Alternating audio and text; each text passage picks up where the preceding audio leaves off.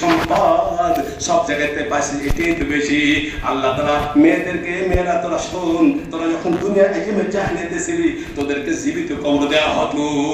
কোরআন মধ্যে আসে ও বুঝে আসেন যা বুশরা হাদুমুল উনসা, যখন কেউ সংবাদ আসতে একটা মেয়ে হয়েছে আজমে জাহিলিয়াতে এই নাস্তিক দলেরা, এই কাফেররা জীবিত কবর দিয়ে দিত।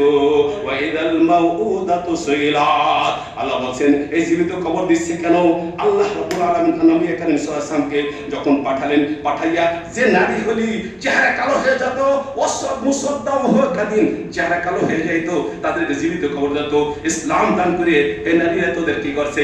আল্লাহ রাসূলের কাছে আল্লাহ বলে জানাই দাও, কোন একজন পুরুষের যদি 3টে মেয়ে হয়, সতীর্থ অবস্থায় বিয়ে দিতে পারে, ওই পুরুষ বুঝে আসে না তার মা বাপ, এই সে মেয়ের মা বাপ জান্নাতে যাবে। যদি 2টে মেয়ে হয়, সতীর্থ লক্ষ্য করে বিয়ে দিতে পারে, মা বাপ জান্নাতে যাবে। যদি একটাও মেয়ে হয়, এই একটা মেয়ে